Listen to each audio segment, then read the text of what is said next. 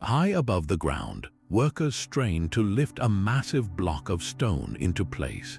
Their muscles ache, their voices hoarse from the effort, yet their true partner in this dangerous dance remains unseen. The strongest link in this chain is not the iron hook or the wooden crane, but the humble rope. What if the most important mystery from the Middle Ages was not a hidden crown or a lost relic, but the simple cord that built castles, sailed ships, and held the fabric of daily life together? By the end of this journey, you will uncover the forgotten secrets of the medieval rope maker, the anonymous architect of an entire world. We will explore how a common plant was transformed into a material strong enough to withstand tons of force, and we will investigate the guarded techniques that were as valuable as any state secret. What forgotten craft built the world you think you know? That single strand of twisted fiber was the silent, indispensable force behind nearly every aspect of medieval life. Its strength held up the very world they knew. Look up at the soaring cathedrals, their stone spires piercing the sky. Every one of those massive blocks was hoisted into place by teams of men and powerful ropes, a delicate and dangerous operation repeated thousands of times. Without rope, those monumental structures would have remained mere dreams on parchment. Down on the farm, rope was just as vital. It tethered plow animals to their heavy work, drawing furrows in the earth to grow the food that sustained the population. It hauled buckets of water from deep wells, a simple action that meant the difference between life and death for a village. Moved to the castle walls, where the creak of a drawbridge was the sound of rope under immense strain, a defensive gate that could be raised or lowered in moments. In warfare, colossal siege engines like trebuchets relied on thick, braided cords to launch their projectiles, the power of the throw dictated by the integrity of the rope. And then, woven into the fabric of every single day, rope was there. It secured goods on carts for market. It was the pull on a bell to call a community to prayer. It held up trousers and tied back hair. The medieval world was quite literally bound together by rope. If this ubiquitous material had suddenly failed, society would not have just stumbled, it would have collapsed into chaos. This essential cord was born in a place of extraordinary length and narrow focus. The ropewalk was the factory floor of the Middle Ages, a structure so long and thin it defied conventional architecture. Picture a covered alleyway stretching for hundreds of feet, so far that a person standing at one end would be a mere silhouette to someone at the other. These narrow lanes, often open to the elements on the sides but sheltered by a simple roof, were a common sight in any bustling port or large town.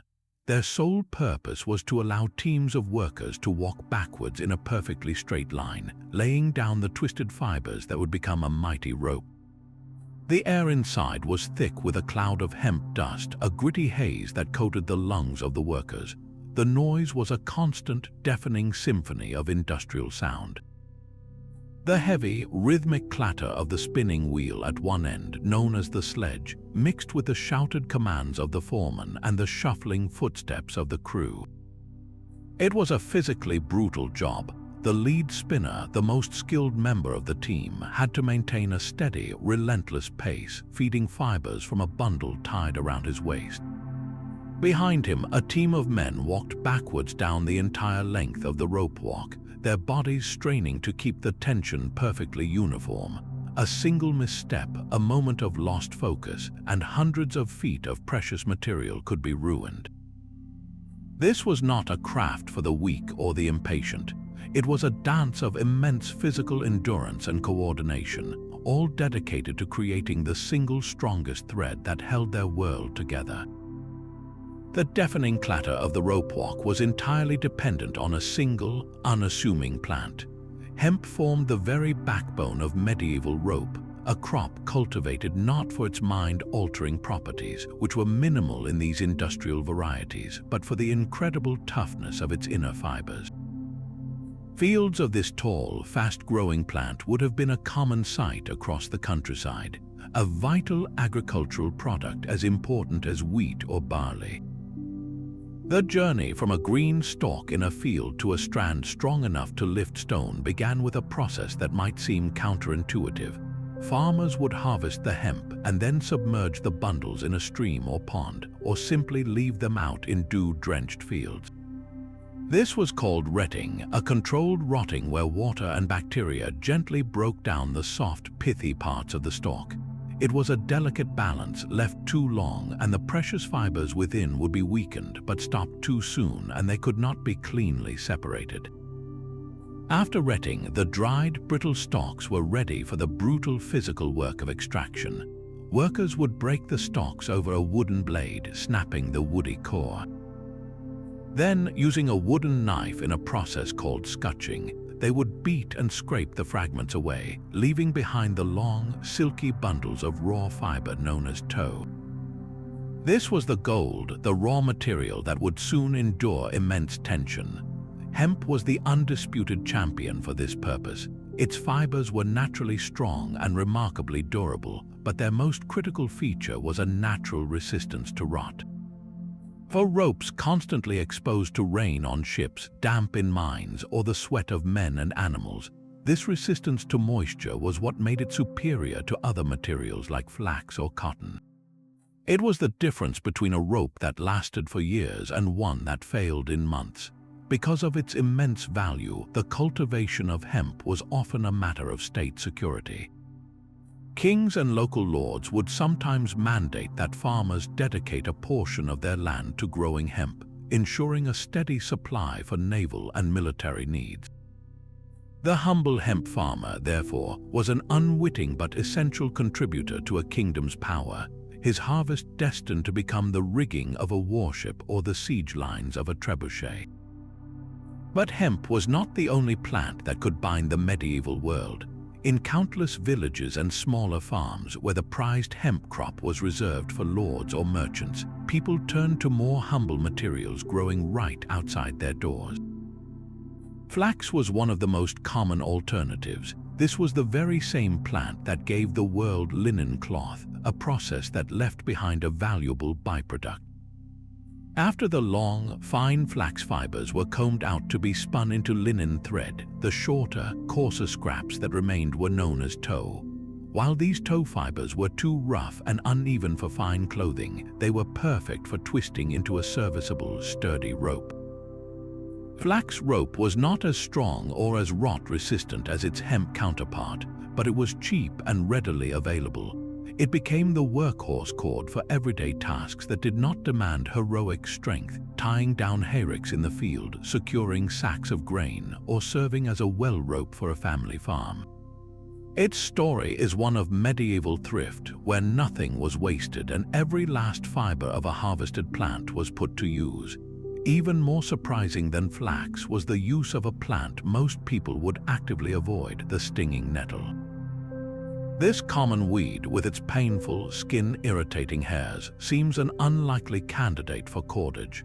Yet medieval people knew a secret that modern foraging has rediscovered. Beneath that defensive exterior lay some of the longest, strongest, and most silky plant fibers found in nature.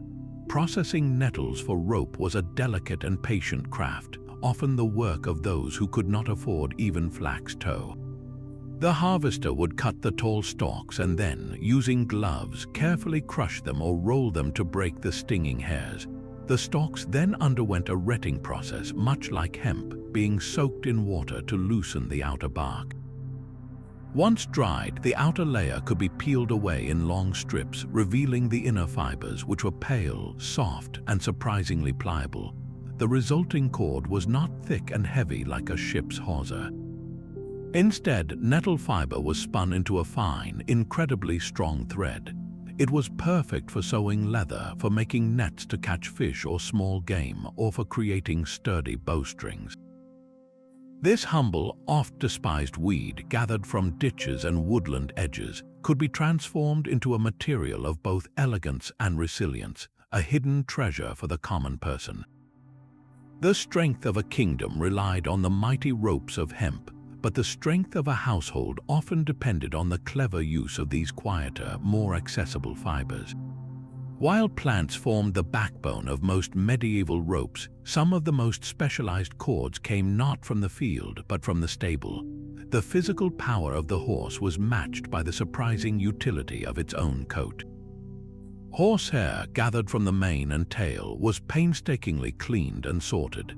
Its unique properties made it unsuitable for a long, heavy line, but absolutely perfect for a different class of task. The fibers were naturally stiff and elastic, resisting the sag that would plague a plant fiber under constant light tension. This made horsehair the ideal material for the intricate inner workings of clocks, where its unyielding nature could reliably turn gears and regulate time. It was also prized for making powerful bowstrings, as its springy quality helped transfer the full force of the bow into the arrow's flight. But hair was not the only resource an animal provided.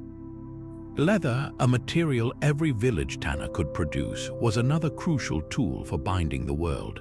Cut into long, narrow strips, leather thongs offered a kind of strength that plant fibers could not. They were incredibly resistant to abrasion.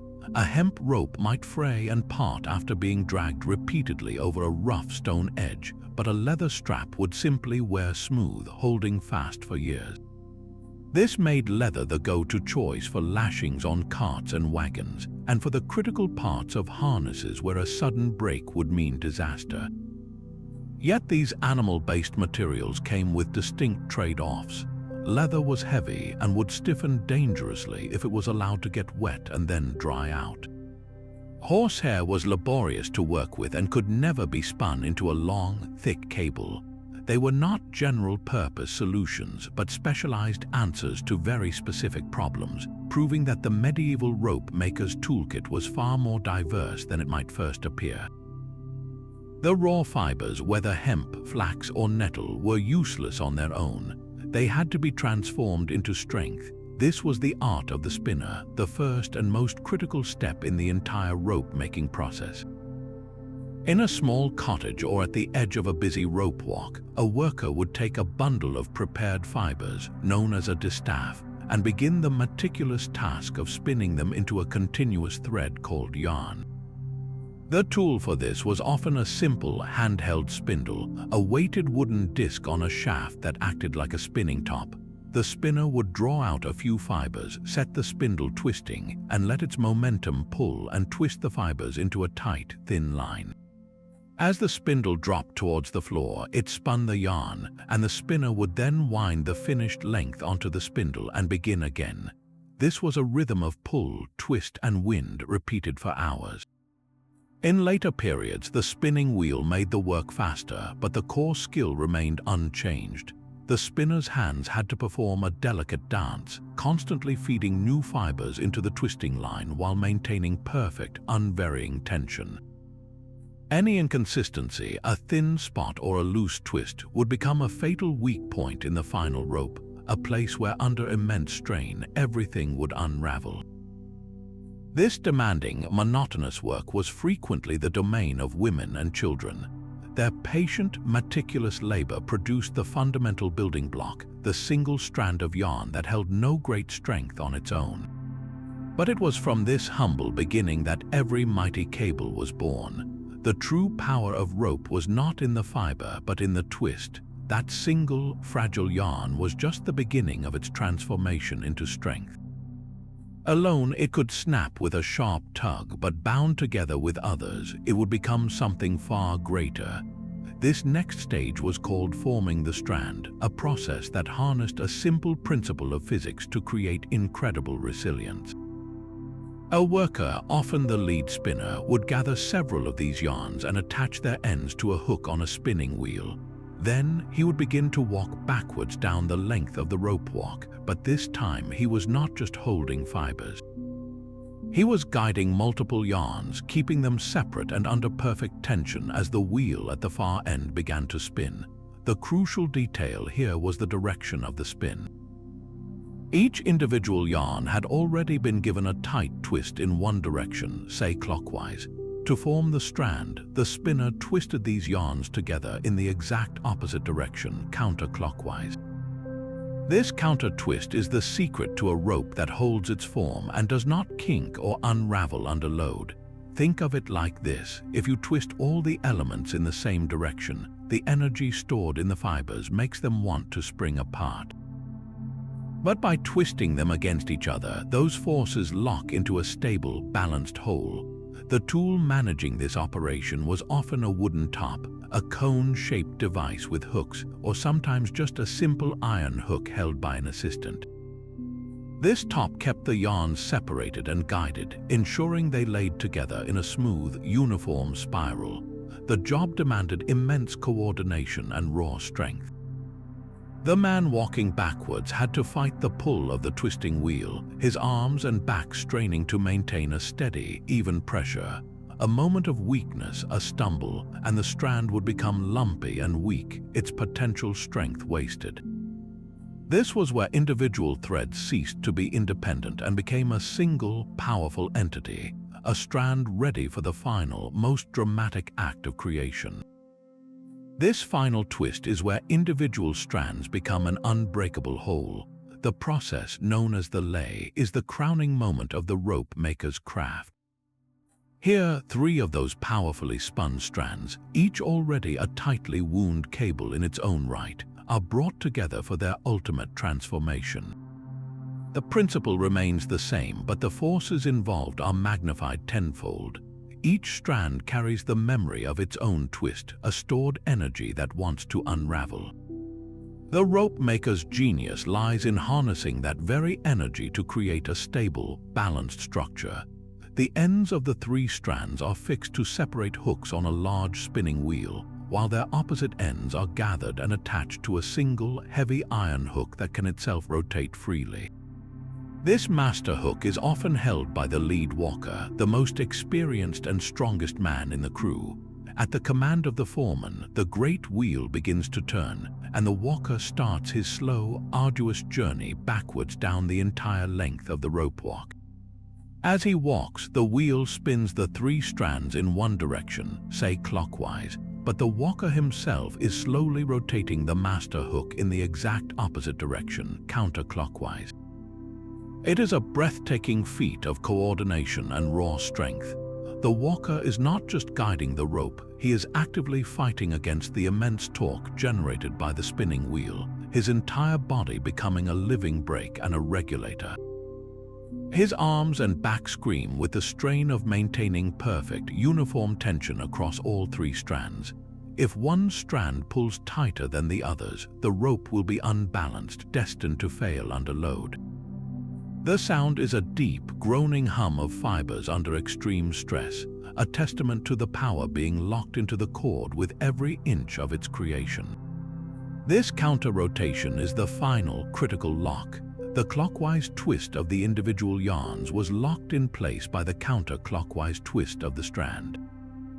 Now that counter-clockwise twist of the strand is itself locked in place by the final clockwise twist of the rope. The opposing forces cancel each other out, resulting in a structure that is perfectly stable, resistant to kinking, and capable of distributing any load evenly across every single fiber. When the walker finally reaches the end of the rope walk, the wheel is stopped and the new rope, still humming with tension, is carefully tied off and coiled. What was once a collection of loose plant fibers is now a single, unified entity, a tool of immense strength ready to build a cathedral or sail a ship into the unknown. Yet for all this coordinated effort, the rope maker's most ingenious partner was a simple wooden tool, now largely lost to time. The rope jack was a deceptively clever device, a wooden frame fitted with hooks that could be turned by hand. Its purpose was to hold the growing strands at a precise distance from one another, guiding them perfectly as they were twisted together into the final rope. The jack's rotating hooks allowed the master walker to control the lay, that final critical twist, ensuring the strands bit into each other with uniform pressure along the entire incredible length. Without this tool, creating a rope longer than a few feet would have been nearly impossible, a tangled mess of misaligned fibers.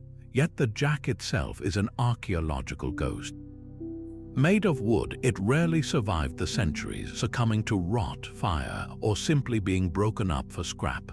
No complete, verified medieval rope jack sits in any museum today. Our entire understanding of its design comes from piecing together clues from a handful of period illustrations in manuscripts and a few vague written descriptions. Historians and craftspeople are forced to become detectives, reconstructing these tools based on the evidence left in the ropes themselves, reverse engineering the device from the perfect spiral of a 600-year-old cable. This means we know the jack existed and was vital, but the exact mechanics of its earliest forms remain one of the quiet, persistent mysteries of the craft. How many subtle variations were there? What small, clever improvements did a master carpenter build into his jack that were never recorded, secrets that died with him? The true genius of the rope maker is echoed in the silent absence of his most essential tool. That final, groaning twist locked immense power into the fibers, but that power was useless if the rope could not hold its form. The secret to a perfect lay was not just in the twist itself, but in the unyielding tension maintained every step of the way. From the moment the master walker began his backward journey, his body was a living spring fighting the torque of the spinning wheel. If his grip slackened for even a second, the strands would relax against each other. This created a dreaded kink, a weak loop that would permanently deform the rope, a fatal flaw waiting to snap under the strain of a heavy stone block or a gust-filled sail. Maintaining this perfect tension along a rope 300 feet long was a superhuman feat of endurance. The walker's muscles burned, his hands cramped, but he could not relent. His slow, measured steps were a physical prayer for consistency, for a rope that was uniform from end to end, with no soft spots and no brittle, over-twisted sections. This was the difference between a tool that could be trusted with lives and one that was destined for the scrap heap. Once the rope was laid and coiled, its journey was still not complete. For any cord destined for a life at sea, it faced a trial by fire and tar. The maritime world was a gauntlet of destructive forces for a hemp rope.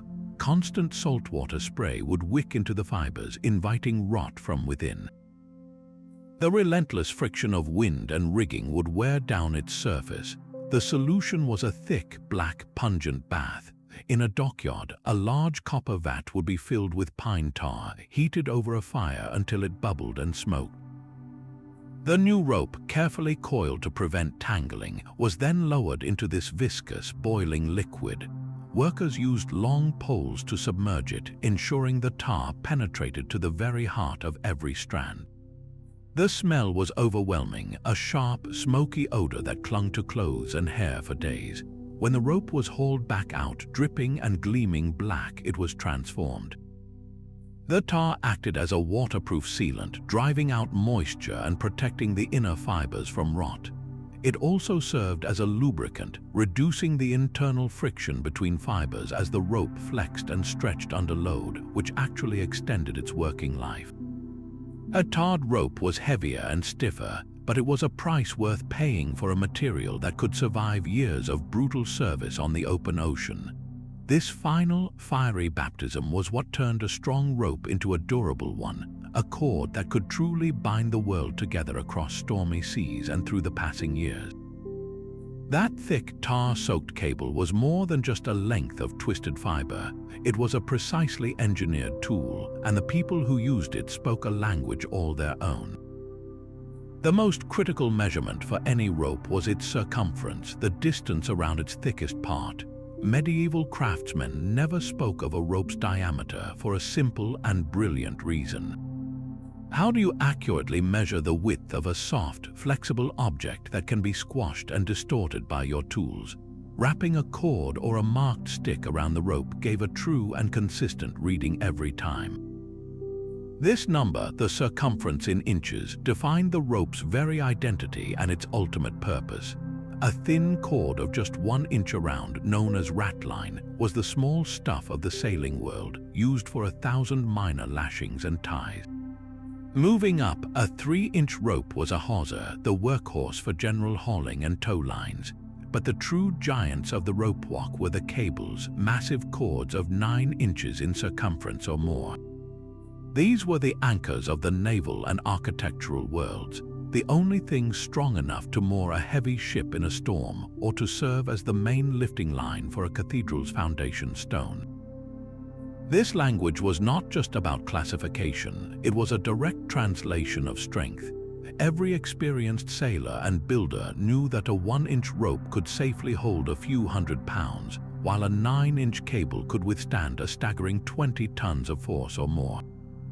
This knowledge was not theoretical, it was a matter of life and death. Choosing a hawser when the job demanded a cable meant watching a ship's mast splinter and fall in a strong gust, or hearing the sickening snap as a block of stone broke free from its sling. The thickness of the rope was a direct promise of its strength, a silent contract between the maker and the user, written not on parchment but in the very lay of the fibers. This silent contract of strength was enforced not by kings, but by the secretive, powerful guilds that controlled the craft in every major town. These organizations were the true guardians of rope-making knowledge, and their influence reached into every strand produced. To become a rope maker was not a matter of simply learning a trade. It was a long and arduous journey of initiation into a closed society. A young boy, perhaps only 12 or 13 years old, would be formally bound as an apprentice to a master craftsman. His contract, signed by his parents, would commit him to years of service, often 7 or more. In return for his labor, the master provided food, lodging, clothing, and a comprehensive education in the craft, though the deepest secrets were withheld until much later. The apprentice's life was one of pure drudgery. He was the lowest member of the ropewalk, tasked with the most backbreaking and monotonous jobs. He would spend his days preparing the hemp, breaking the stalks and scraping away the woody core until his hands were raw. He would run errands, clean the workshop, and endure the constant cloud of hemp dust. His first real lesson was not in spinning, but in obedience and endurance. He learned the rhythm of the work by being part of its most basic functions, feeling the strain in his muscles long before he understood the principles behind it. This was a system designed to test dedication and weed out the unworthy. Only the most patient and resilient would ever advance. After years of this service, if the master judged him worthy, the apprentice would graduate to the status of journeyman. Now he was a paid laborer, free to travel from town to town to work for different masters, honing his skills and learning slight variations in technique. He could finally work the ropewalk itself, perhaps as one of the men walking backwards to lay a strand, feeling the immense tension in his own arms and back. Yet, even as a skilled journeyman, the ultimate mysteries of the craft remained just out of reach.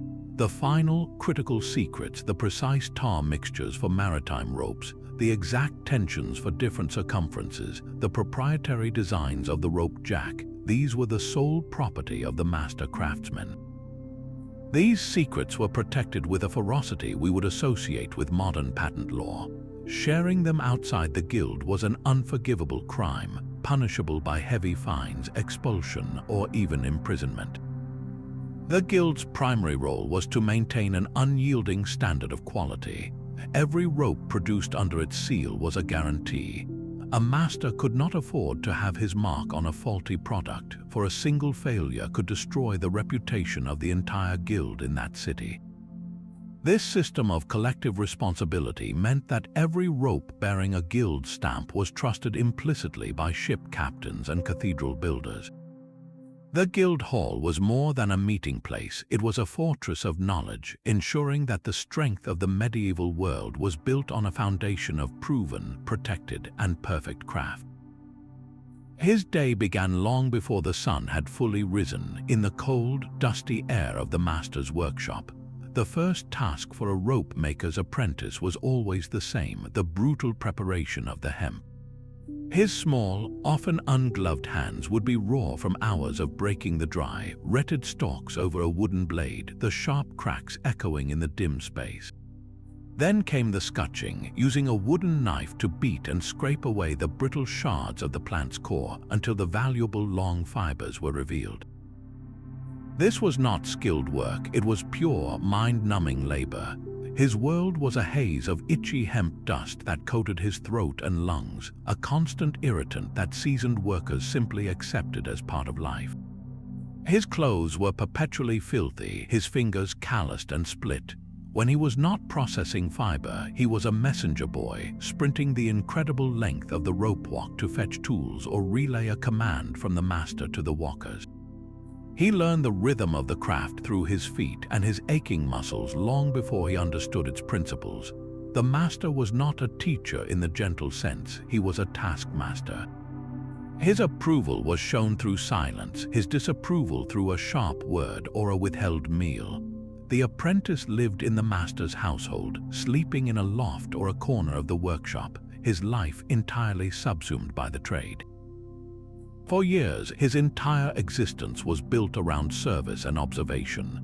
He would watch the journeyman spin the yarn, his eyes tracing the hypnotic motion of the spindle, but he was not permitted to try. He would watch the master walker begin his slow, powerful journey backwards, but he was only allowed to hold a loose end or fetch a drink. The skill of maintaining that perfect, life-giving tension was a distant dream. The first rope he was ever allowed to touch from start to finish would not be his own work for many years. His apprenticeship was a slow forging, a process of building not just knowledge, but the physical and mental endurance required to create the single object that held his world together. A frayed rope could decide the fate of a kingdom. In the grim calculus of medieval warfare, the strength of a cord was as crucial as the courage of a knight.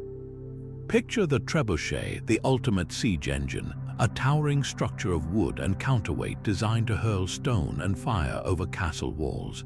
Its terrifying power did not come from a simple spring or lever, but from a team of men winching down its massive throwing arm against the crushing weight of a filled counterpoise.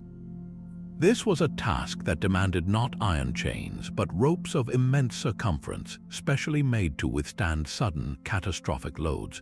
The groaning strain on these cables was immense, storing potential energy with every inch the arm was pulled down. When released, that energy translated into a projectile flying hundreds of yards.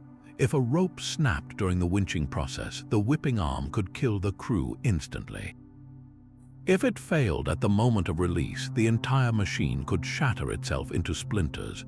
The rope was the engine's beating heart, and its failure meant the sudden, silent end of an assault.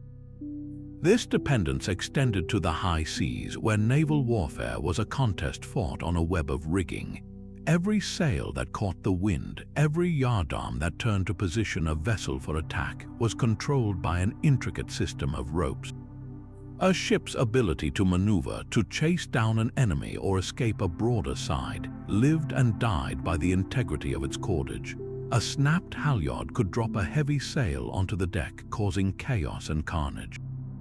A parted anchor cable in a storm could send a warship crashing onto a lee shore, and in the close quarters brutality of shipboard life, rope took on a more sinister form. The Cat-O-9 tails, a whip of 9 knotted cords, was the instrument of discipline that maintained order through terror. Its bite was a painful reminder that the same material that harnessed the wind could also scar a sailor's back. From the grand strategy of a siege to the brutal intimacy of shipboard punishment, rope was the unspoken, indispensable weapon in every commander's arsenal. The same material that anchored warships also tethered the human soul to the divine. In the quiet of a monastery, far from the clamor of the rope walk, the humble cord took on a profound spiritual weight. For the Franciscan friars who had sworn a vow of absolute poverty, their distinctive rope belt was a constant, tactile reminder of their commitment. This was not a fine leather girdle or a metal buckle, but a simple, coarse cord tied in 3 knots, symbolizing their vows of poverty, chastity, and obedience. Its rough texture chafed against the skin, a perpetual discomfort that turned the body itself into a living prayer. This rope belt was their most visible sign, a public declaration that they owned nothing, not even the clothes on their backs, which were held up by the most basic of God's creations. It was a symbol of being bound not to worldly possessions, but to a higher purpose. High above these praying friars, another sacred cord was at work. In the church bell tower, the bell rope descended into the nave, a direct line to the voice of God for the entire community. These ropes were often far from plain. In wealthy parishes, they could be beautifully woven with colored threads, adorned with tassels, or embroidered with religious symbols. Pulling this rope was a sacred duty, its rhythmic tolling marking the hours for prayer, calling the faithful to Mass, and announcing moments of both celebration and mourning. To grip the bell rope was to connect physically with the spiritual life of the village, sending a message echoing across the fields and rooftops. But this belief in the power of cordage extended beyond the church walls into the realm of folk magic. In cottages and farmsteads, people crafted what were known as witches' ladders. These were not ropes for pulling, but for protecting. A person would take a length of cord and tie a series of intricate, deliberate knots, often while chanting a prayer or a spell. Each knot was believed to trap a specific intention, a plea for safety, health, or good fortune. One knot might be for protecting the cattle from sickness, another for ensuring a safe childbirth, and a third for warding off evil spirits. This knotted cord would then be hidden in the thatch of the roof or above a doorway, a silent, secret guardian for the household. From the friar's coarse belt to the farmer's hidden charm, the rope was more than fiber. It was a tangible link between the earthly and the eternal, a physical manifestation of faith, hope, and fear. A rope's true potential was only unlocked when it was tied. The fibers could be perfectly spun and laid, but without the right knot, that strength was wasted or even turned into a fatal weakness.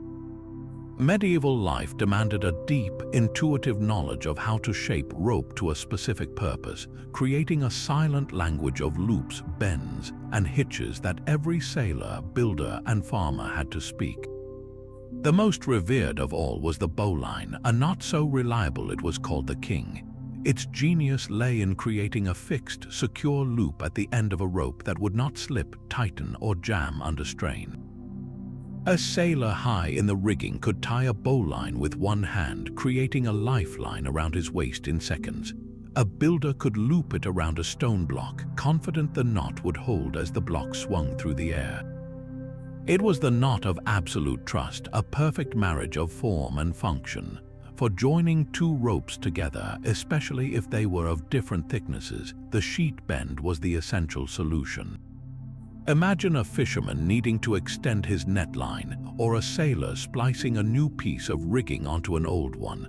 A simple overhand knot would bind hopelessly tight under load, becoming impossible to untie. The sheet bend, however, created a secure union that remained stable under tension, but could be easily undone when the task was complete. It was the knot of connection and practicality, binding separate strengths into one. Then there was the clever problem solver, the sheepshank. This knot answered a very common frustration: how to shorten a rope that was too long for the job at hand without cutting it. A farmer with a long tether rope for his horse might need to secure the animal to a closer tree. A sailor might need to take up slack in a line quickly. The sheepshank effectively created two new loops in the rope, shortening its effective length while preserving the precious, uncut integrity of the original line. It was a temporary fix, but one that showcased the medieval mind's talent for elegant, resourceful solutions. These knots were not just tricks, they were the essential grammar that allowed the rope to speak, transforming a passive length of fiber into an active, intelligent tool for building and surviving in a demanding world. The silent language of knots and fibers is woven permanently into our own. We still speak the legacy of the rope maker every day, often without realizing it.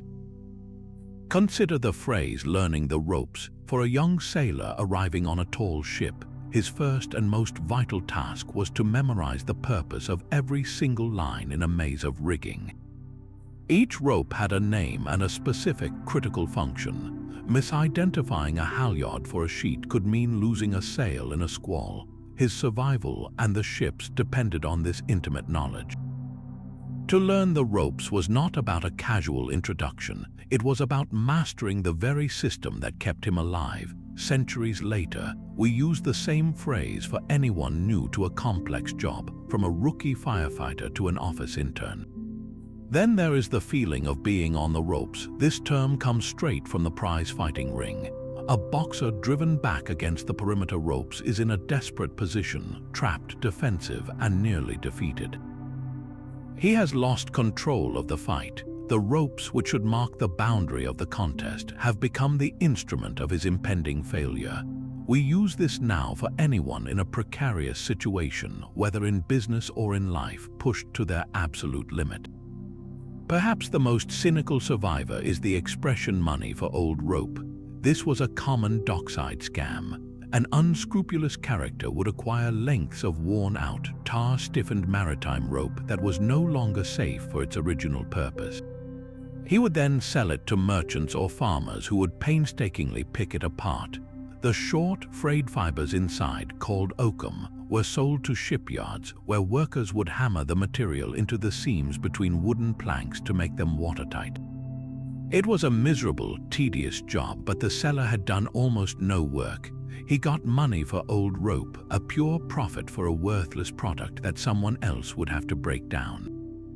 Today, it describes any deal that is suspiciously easy, a payment for something that requires little to no effort. These phrases are more than just words. They are fossilized memories of a world held together by cordage, a world where the strength of a rope could define your success, your failure, or your very survival. That silent contract of strength woven into every strand rarely survives the centuries. The physical evidence of the rope maker's art is one of the great absences in the archaeological record, a ghost haunting our understanding of the medieval world. A rope is an organic object made of plant fibers that are a feast for bacteria, insects, and the relentless decay of time. In ordinary soil, a hemp cord would completely rot away within a few decades, leaving behind no trace of the immense strength it once held. For a rope to defy this natural fate, it requires a very specific and unforgiving burial. Only in places starved of oxygen, where the microorganisms that cause rot cannot live, does this fragile artifact endure. The cold, dark, waterlogged silt at the bottom of a harbor, the dense, acidic embrace of a peat bog, or the sealed, muddy environment of a deep well shaft become accidental time capsules. These anaerobic conditions are the silent guardians of the cordage that built an era. When archaeologists carefully brush away the mud from a shipwreck, they are not looking for gold, but for the dark, stained impressions in the wood or, in miraculous cases, the surviving fragments of the rigging itself. These are not the proud, coiled cables that left the ropewalk. They are fragile, blackened, and incredibly delicate, requiring immediate chemical treatment to prevent them from disintegrating into dust upon contact with the air.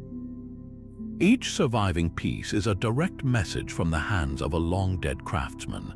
The wreck of the Mary Rose, King Henry VIII's warship that sank in 1545, provided a stunning collection of over 600 rope fragments.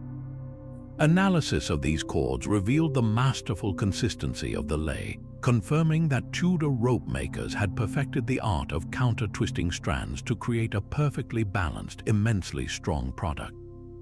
Similarly, the ropes recovered from the 9th century Gokstad ship in Norway, preserved in blue clay for over 1,000 years, showed a sophisticated understanding of materials.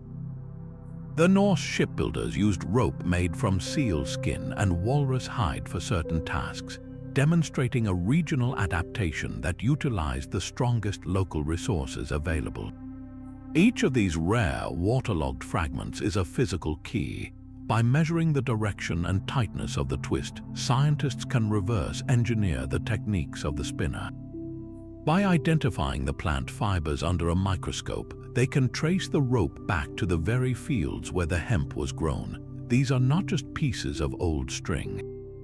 They are the only surviving witnesses to the silent, unseen force that hoisted the sails of exploration, raised the stones of cathedrals, and held the medieval world securely together.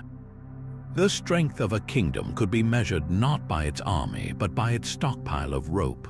When a king ordered the construction of a new fleet or the reinforcement of his coastal defenses, the royal dockyards would send out a desperate call for cordage, a demand that could easily outstrip the entire supply of a region. This was the great rope shortage, a crisis that could paralyze a nation's ambitions. The causes were often a cascade of logistical failures. A single season of heavy rain could ruin the hemp harvest, leaving the stalks waterlogged and the fibers weak. A trade dispute with a major supplier could halt imports, creating a bottleneck that no local production could fill. In times of war, the problem was magnified tenfold. Every new warship required miles of rigging, from the thick anchor cables to the countless lines that controlled the sails. A single large vessel might consume over 20 miles of rope of various thicknesses. When a kingdom launched a dozen such ships in a single year, the ropewalks simply could not keep up. The apprentices worked by torchlight, the walkers' muscles screamed with fatigue, but the demand was insatiable. The impact of such a shortage was immediate and devastating. Warships sat unfinished in their dry docks, their bare mast a stark symbol of national impotence. Construction on cathedrals and castles slowed to a crawl as the great cranes stood idle for lack of lifting lines. The price of existing rope would skyrocket, making it a commodity as valuable as silver. Smugglers and black marketeers would flourish, selling substandard or even used cordage to desperate buyers, a practice that risked lives with every transaction. A nation with a weak navy or crumbling defenses was a target, and its rivals knew it. The humble rope, so often taken for granted, revealed itself in these moments of crisis as the true lifeline of power, and its absence could spell the end of an empire. We often picture the Middle Ages as 1,000 years of technological standstill, a dark pause between the Roman aqueduct and the Renaissance, but the hum of the ropewalk tells a very different story. This was not a craft frozen in time. Each generation of masters and their weary apprentices pushed for small, crucial improvements that collectively formed a silent revolution. While the basic principles of twisting fibers remained constant, the tools and techniques were in a state of constant, quiet evolution. The most significant battlefield for innovation was the ropewalk itself. The earliest versions were little more than open-air paths, leaving workers and their precious fibers at the mercy of the weather. A sudden rain shower could ruin a day's work, dampening the fibers and preventing a tight, uniform twist. The solution was architectural. Over time, these open paths were gradually enclosed, first with simple roofs to provide shelter, and later with full, barn-like structures. This was not just about comfort, it was about quality control. A controlled environment meant a consistent product, a rope that could be trusted in any condition. Inside these covered ropewalks, the tools themselves began to change. The heavy spinning wheel, the sledge, was refined for greater stability and smoother operation. The crude iron hooks were replaced by more sophisticated wooden tops with multiple rotating guides, allowing for better control over the separate strands during the critical laying process.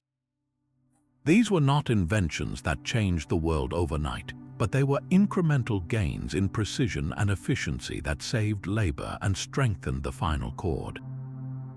Perhaps the most fascinating area of experimentation was in the fibers themselves. A master rope maker was like a chef, constantly testing different recipes for strength. What would happen if you blended the long, tough fibers of hemp with the more elastic strands of flax? Could a small percentage of nettle fiber add a unique resilience to a hawser? They had no laboratories, only generations of accumulated tactile knowledge. A master could feel the quality of a blend as he spun it, sensing its potential for strength, its resistance to wear, its behavior when wet. These were trade secrets guarded more fiercely than gold, passed from father to son within the closed circles of the guild. So was rope making stagnant. The evidence woven into the very fibers of history suggests a resounding no.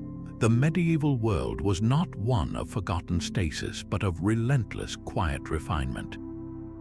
The true innovation was not a single brilliant invention, but the accumulated wisdom of 10,000 hands, each one contributing a small, essential twist to the chord that built the modern world. His tools were his signature, each one an extension of a craft refined over a lifetime. A master rope maker's workshop was a collection of deceptively simple instruments, and their condition spoke volumes about the quality of the cord he produced. First were the hackles, perhaps the most intimidating tools in his kit. These were heavy wooden blocks studded with rows of sharp, polished iron teeth, standing upright like a metal mane. Before any spinning could begin, the master would take a handful of the rough, prepared hemp fibers and drag them repeatedly across these vicious combs. This hackling process was brutal but essential, tearing away any remaining woody fragments and aligning every single fiber in the same direction. The sound was a sharp, ripping scratch, and the result was a silken, flowing bundle of fiber that felt almost like human hair. A hackle with dull or rusty teeth would leave behind snarls and knots in the fiber, creating weak points that would later translate into a flawed rope. Only perfectly aligned fibers could spin into a perfectly smooth and strong yarn. Next to the hackles lay the spindles and the whorls, the simple spinning tools that transformed the combed fiber into the first thread of yarn. While a large rope walk might use a great wheel, many masters still relied on the handheld spindle for smaller jobs or for teaching their apprentices. The spindle was a weighted wooden disc on a shaft, and its spin had to be flawless. A spindle that was even slightly off balance would wobble and produce an uneven twist, a death sentence for a rope meant to hold tons of weight. The master would test the spin of his favorite spindles every morning, feeling for that perfect, humming stability in his palm. Then there was the rope jack itself, the heart of the operation. This was not a single tool, but a complex wooden frame, often fitted with a set of interchangeable hooks made of polished horn or hardened wood. These hooks had to be perfectly smooth, their surfaces worn to a glossy sheen by years of use. A single rough spot or a tiny splinter on a hook would catch the fibers as they spun, fraying the yarn and ruining the lay of the entire rope. The master carpenter who built a rope jack was as respected as the rope maker himself, for the precision of his joinery dictated the precision of the cord. Alongside these were the smaller, equally vital implements. A set of brass-bound measuring sticks ensured every rope met the exact length ordered by a ship's captain. A collection of sharp, curved knives was kept for trimming stray fibers and cutting the finished product. And always there was the tar pot, a soot-blackened copper cauldron dedicated solely to the final preservation of maritime ropes. The maintenance of this entire toolkit was a sacred ritual. The master would spend hours oiling wooden handles, sharpening hackle teeth, and polishing hooks. He knew that a single poorly maintained tool was a compromise he could not afford. The strength of a kingdom's navy and the height of its cathedrals depended, in the end, on the sharpness of his combs and the smooth spin of his hooks. A master rope maker's success was measured not just in the strength of his cord, but in the weight of his purse. This was a business of immense capital and careful calculation, where every foot of rope represented a significant investment. The raw materials themselves were the first major expense. Hemp, the gold standard for quality, was a cash crop. A rope maker had to either own his own farmland or negotiate with local growers, paying a premium for the finest, longest fibers. A poor harvest could double his costs overnight, while a bumper crop meant he could stockpile for the lean times. Then came the cost of the rope walk itself. That long, narrow strip of urban land was prime real estate, and constructing the covered structure over it required a substantial outlay of timber and tile. This was not a cottage industry that could be set up in a backyard. It demanded a dedicated and expensive footprint. Labor was the next great drain on his ledger. While an apprentice cost little more than room and board, the skilled journeymen who walked the rope and managed the lay commanded good wages. Their expertise was the difference between a profitable batch and a ruined one, and they knew their worth. A master had to balance his payroll against the slow, painstaking pace of the craft, where a single 300-foot cable could take a skilled team an entire day to produce. The market for his wares was sharply divided. At the top were the colossal contracts that could make a man's fortune for a year. The Royal Navy was the most coveted client, issuing orders for miles of specific circumferences of tarred rope to rig an entire fleet. A single warship required enough cordage to stretch from a port to the horizon, and the king's paymasters paid reliably and well. Similarly, a grand cathedral project might order all the lifting lines for its cranes from a single trusted maker, a contract that guaranteed steady work for months. But beneath these prestigious jobs lay the bustling local economy. Every farmer needed rope for his plow and his well. Every merchant required it to secure goods on his wagons. Every ship in the harbor, from the grandest carrack to the smallest fishing boat, needed constant replacement of worn lines. A savvy master cultivated these smaller, repeat customers, selling shorter lengths from his workshop door. A rope maker who could secure both the large royal contracts and the steady local trade became a pillar of his town's commerce. He employed dozens of men, purchased materials from local farmers, and paid taxes to the guild and the town council. His home would be among the largest in the merchant's quarter, his family well-dressed and respected. The humble cord, twisted from common plants, could weave a man a legacy of wealth and influence that lasted for generations. A rope snapping under strain is a dramatic staple of Hollywood adventure, but it bears little resemblance to the medieval reality. On screen, ropes fray and part with a theatrical crack, sending heroes and cargo tumbling. Yet in the authentic world of the rope maker, such a failure was a catastrophic rarity, not a common occurrence. The cords that hoisted cathedral stones and sailed ships across oceans were not made from inferior scraps. They were engineered products, the result of a rigorous, guild-protected craft that guaranteed their integrity. A well-made hawser of tarred hemp was not something you replaced every season. It was a long-term investment designed to endure years of brutal service. On a merchant vessel, the same set of rigging would face North Atlantic gales, tropical humidity, and the constant chafe of wooden blocks season after season. The secret to this longevity was not just the initial quality of the twist, but the protective alchemy of tar. That sticky, black coating did more than just waterproof the fibers. It acted as a preservative, saturating the hemp and making it unpalatable to the microbes and insects that would otherwise feast on the organic material. A tarred rope left in a damp hold or exposed to sea spray would not rot from the inside out. It would slowly wear down on the surface from friction, a gradual process that gave the crew ample warning long before the core strength was compromised. The medieval shipmaster knew the exact feel and look of his ropes. He would run them through his hands regularly, checking for unusual softness or a change in texture that signaled it was time for retirement. This was not a world of constant, surprise failures. It was a world built on predictable, trusted strength. The real drama was not in the rope breaking, but in the sheer, sustained tension it could hold for years on end, a silent testament to the forgotten genius of the spinner and the walker. From a simple green stalk swaying in a field to the groaning cord that lifted a cathedral's keystone, the journey of a rope was a silent epic. It began with the patient cultivation of hemp, a plant destined not for food but for strength. That strength was unlocked through the brutal, muddy process of retting and the back-breaking work of scutching, separating the precious inner fibers from their woody prison. Those fibers were then given purpose in the dusty, deafening confines of the ropewalk, where the spinner's rhythm and the walker's straining muscles wove them first into yarn, then into strands, and finally, through the masterful counter-twist of the lay, into a unified cable. This was not mere manufacturing, it was a physical alchemy, transforming the fragile into the formidable. The rope maker, covered in dust and sweat, was the anonymous architect of his age.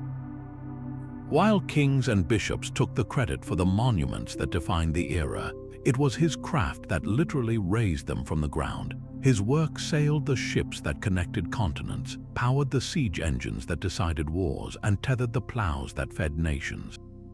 He operated in the background, his name lost to history, but his product was the fundamental infrastructure upon which medieval society was built. So the next time you see a simple piece of string or an old coil of rope, look a little closer. That object holds the echo of a forgotten world, a story of ingenuity and endurance twisted into every fiber. What other humble, everyday things around you contain similar hidden histories, tales of forgotten crafts and anonymous hands that shape the world you live in today? The past is not always found in grand castles or famous paintings, but often in the quiet, enduring strength of the ordinary.